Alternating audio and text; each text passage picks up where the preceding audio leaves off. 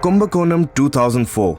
A catastrophic fire in a primary school in Kumbakonam, Tamil Nadu, in which 87 school children are burnt to death and 23 seriously injured. Noida 2017. The Haldiram factory in Noida went up in flames.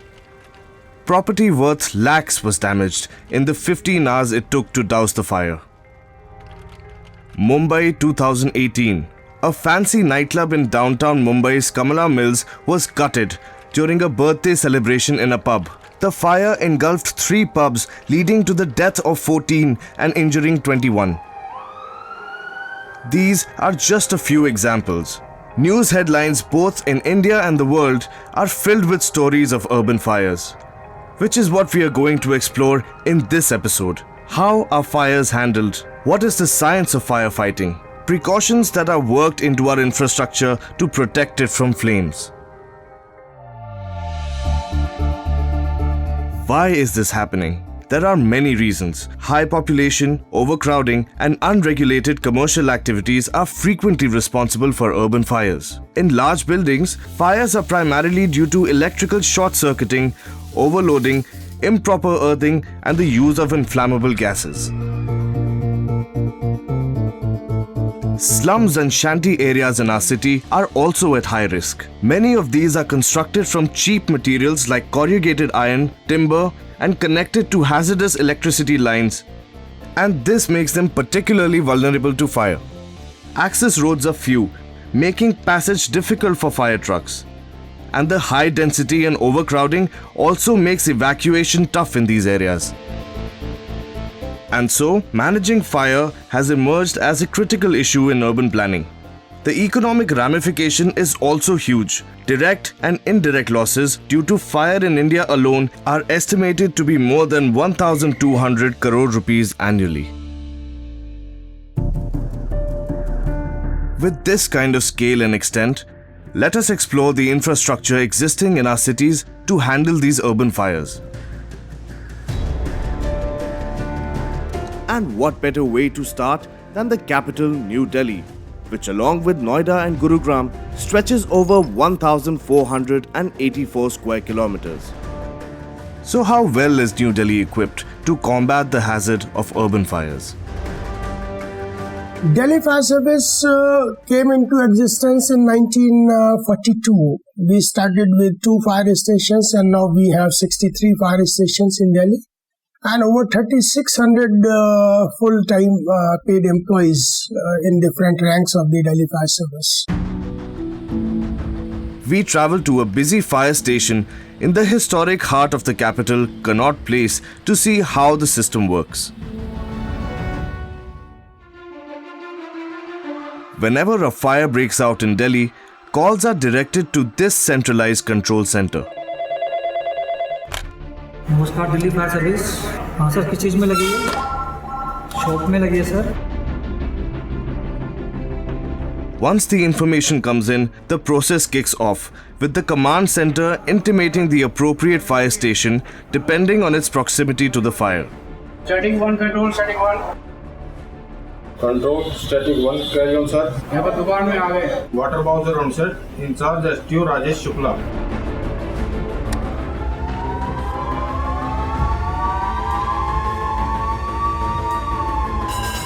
The fire teams are then alerted and immediately spring into action. The teams board the fire tenders. To save time, they often gear up with the appropriate apparel on their way to the scene of the fire. And after arrival at the scene of accident, the officer in charge makes assessment of the situation and he calls for the reinforcement if so required. We have several categories of fire in Delhi, say make 2, make 4. Accordingly, we send the number of appliances which would be needed. Ideally, the teams are supposed to reach the site within 3 to 5 minutes. Unfortunately, due to traffic, systemic issues and other inadequacies, this often does not happen.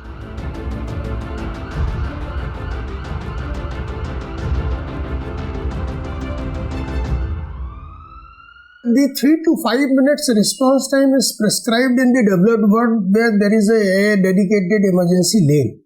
But if you look at Delhi and especially the congested areas or where you have concentrated population of the high-rise structures or the industries, there the road widths are such that you cannot have a lane dedicated for that. In addition to delayed response time, there are just not enough fire stations.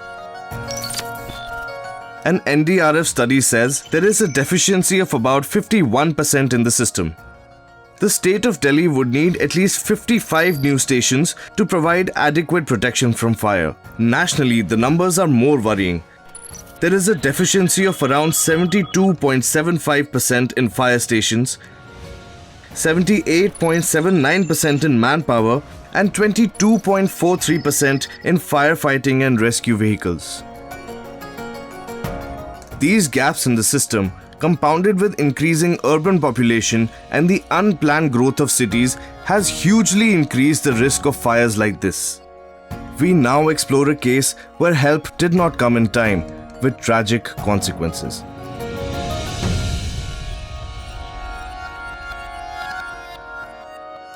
For that, we need to travel back in time to June 1997. A new Hindi film called Border had just been released in Uphaar Cinema in South Delhi. In the middle of the movie, a transformer that had been acting up in the morning caught fire due to an oil leak. From here, the fire spread to the car park and into the cinema hall through the air conditioning ducts.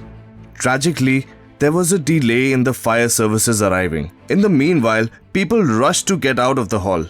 Their escape route was blocked because of illegally fixed extra chairs in the hall. This rush resulted in a stampede where quite horrifically over 100 people were injured and over 59 people had died of asphyxia. As the death toll rose after the fire, family members filed a case against the owners of Uphaar, Sushil and Gopal Ansal. The trial, which started in 1999, went on for years, and finally the Ansals were ordered to pay financial compensation to the relatives of victims. A more important result of the case was that the court ordered many public buildings to upgrade their fire safety mechanisms. Has this come into effect? Are modern-day city structures safer today? We head to an enormous mall to check this out. Spread over 13 lakh square feet, the average footfall on a weekday is over 45,000. On a weekend is over 65,000. But we are close to Diwali and the footfall is likely to go up to 1,50,000 every day. What steps are in place to protect this mall from fires? We meet up with the senior manager in charge of fire and safety at Select City Walk, Mr. Mashook Iqbal, who is going to walk us through both the active and the passive fire protection systems in place in the mall. The first step in fire protection is to detect that a fire has started. We do have smoke detectors throughout the building, and then in our kitchen areas and in our basements we do have heat detectors. And for these high ceiling areas we do have these beam detectors for sensing of the smoke. A laser beam is an effective way of scanning large areas with high ceilings to detect the first signs of fire. Once the fire is detected, there are multiple devices that will help put it out. Fire extinguishers are the first line of defense in the active fire protection systems. We do have different kinds of fire extinguishers throughout the mall, around thousands of them, like carbon dioxide type, water type, just to name the few. There are also fire hydrants which are located every 30 meters and are usually used by firefighters at the scene of the fire.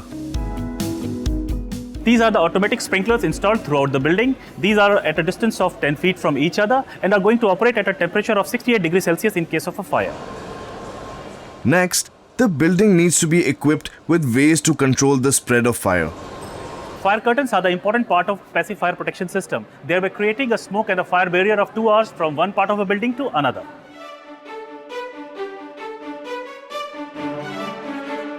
Other areas like the parking are equipped with deluge fire curtains that compartmentalize the fire and prevent its spread.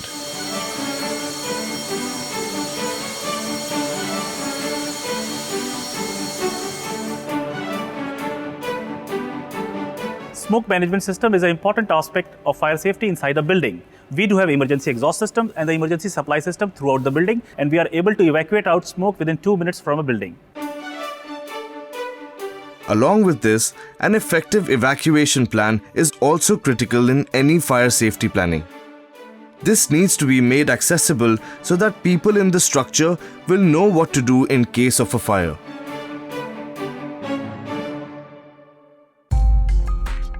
So structural safety has improved in many cases. But what materials should buildings ideally use? Can the use of material both within and outside the building stop the spread of fire? We explore this and much more after the break.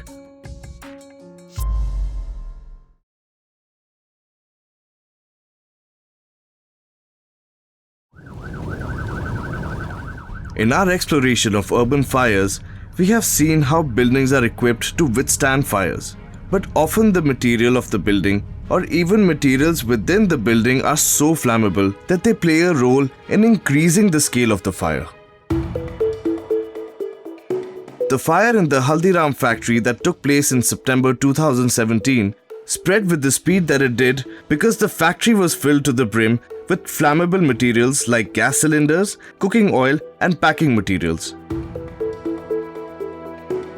The much publicized London fire at Grenfell Towers spread at the speed it did because the cladding on the higher parts of the building had a layer of plastic filler that was not fire retardant.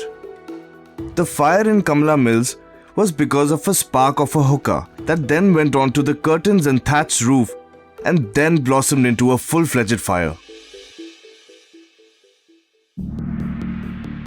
The behavior of the fire often depends on the fuel, which is basically the combustible substance. We set fire to a range of materials to understand how fire impacts each of them differently. We start off with bricks that can withstand temperatures up till about 1000 degrees Celsius, so one can see some charring but no chemical changes. In the case of aluminium, most aluminium alloys have a melting point between 600 and 660 degrees Celsius. Therefore, when aluminium is exposed to a prolonged fire, it will begin to melt, not burn, provided that the metal's temperature passes the melting point. Now, as we know, wood burns. When the temperature reaches about 150 degrees Celsius, the heat decomposes some of the cellulose material that makes up the wood. This causes volatile gases to be released, which we see in the form of smoke. This is fiberglass and is supposed to produce no fire hazard, but often the fiberglass has a resin in it that could catch fire, as is the case here. When a glass is exposed to fire, after a while the heat causes the glass to shatter, and this will vary depending on the kind of fire. Let us now move on to cloth. All fabrics will burn, but some are more combustible than others. Most synthetic fabrics, when ignited, melt. This hot, sticky, melted substance causes localized and extremely severe burns. The weight and weave of the fabric will affect how easily the material will ignite and burn. Now, wires can catch fire. It doesn't necessarily need an outside source, but if there is enough heating within, it will catch fire, and this is known as electric fires. Now, cooking oil, however, needs to be heated to extremely high temperatures before it can catch fire. However, when any material like fabric is immersed in oil, it is, of course, highly flammable. When plastic is exposed to fire, there are chemical and physical changes. The more worrying issue is that they release hugely harmful chemicals like dioxins and styrene. They also release thick dark smoke, which causes smoke inhalation related injuries.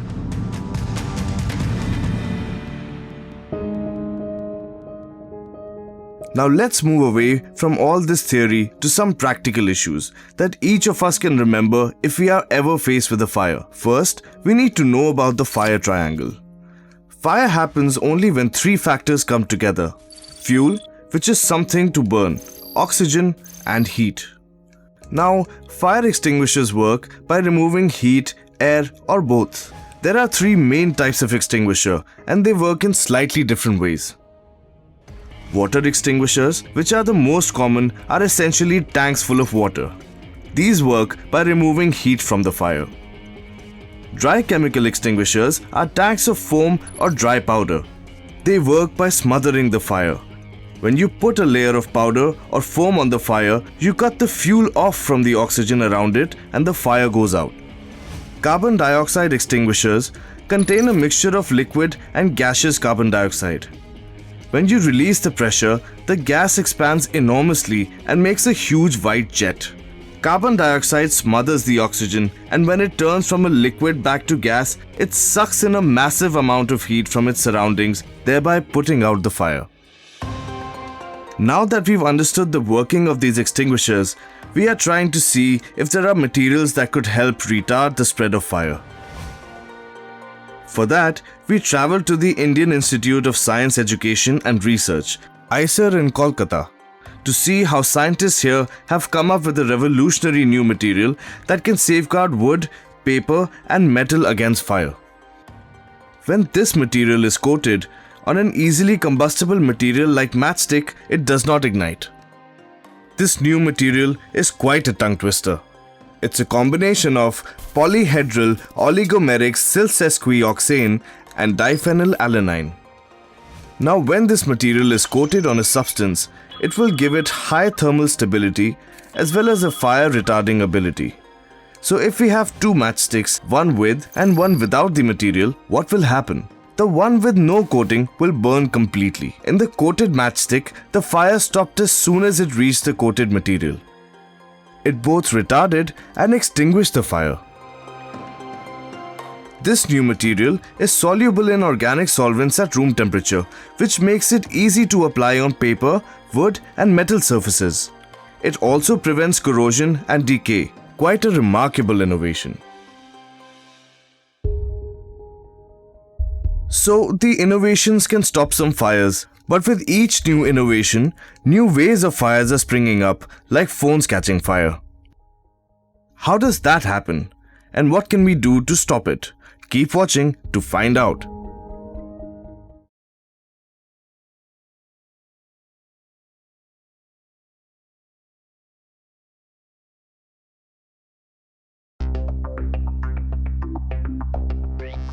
With every innovation that science develops, there is another problem that is equally caused by developments in technology. Recently, there have been multiple incidents of phone catching fire. The numbers have not been significant, but the idea of the smartphone as an essential part of the lives of so many of us catching fire is very scary. So what exactly could cause a phone to catch fire? Like many other devices today, phones use lithium-ion battery packs for their power. Now, how do batteries work? A battery comprises of a negative plate or anode and a cathode or a positive plate, which are connected by an electrolyte. Ions are transferred through this electrolyte. This provides a flow of current that converts chemical energy to electrical energy. But traditional batteries have a limited number of units of convertible chemical energy. The difference with the lithium-ion battery is that it is rechargeable, a game changer in tech innovation. It is also capable of high energy density, which means it can operate for longer periods between charging. It is also thinner and lighter than traditional batteries. These properties of the lithium battery has enabled many modern-day devices. The problem? The small lithium-ion batteries store a lot of energy in a tiny space, with combustible components separated by ultra-thin walls. If something happens to those separators, a chemical reaction can quickly escalate out of control. These batteries don't just face issues in phone. In 2013, a Boeing Dreamliner parked in Boston Airport went up in flames. The reason? Lithium batteries. The incident repeated in Japan, leading to the entire fleet being grounded.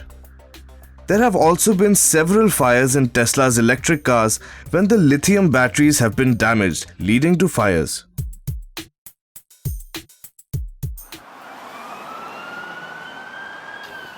So it's quite clear that in many respects, fires are changing. Today's fires are very different from those faced by prior generations of firefighters. In many ways, fires have become far more hazardous. As a result, traditional firefighting methods may no longer always be the safest or most effective. To explore modern ways of training firefighters, we travel to the National Fire Service College in Nagpur to see how training has changed with the changing face of fire. The college here caters to new recruits and also provides refresher courses to existing firefighters. There is a lot of focus on both theory and practical aspects on the science here. Classes are held on scientific theories that will help the firefighters on the ground. This class, for example, is focused on what makes a material more flammable, while this class is about the nature of fluids. The science of firefighting primarily is so critical today, and until unless we go into the nitty-gritties of understanding each and every aspect, what can initiate something, what consequence it can build, we'll not be able to do our job properly. And based on that, these aspects are important, that there's a bridging which has been carried out between education, between the theoretical part, and also linked up to the practical training. The institute aims at making the learning more hands-on by demonstrating what could happen in different scenarios. For example, different chemical reactions that take place in the presence of hazardous chemicals and electrical equipment. Students also study various devices connected to fire protections like extinguishers and masks. Face mask को आपने डाल दिए next step से गले के अंदर में, और सिलेंडर को ले लिया आपने बिल्कुल क्रॉस सेक्शन में, और इसको यहाँ से सिर्फ उठा के आप जैसे शर्ट पहनते वैसे उसको डालना है कंधे के ऊपर में.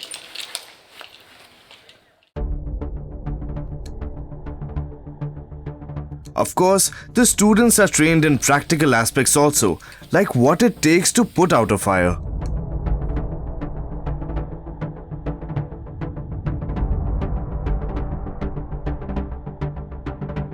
And how to rescue someone from a height in the middle of a fire effectively.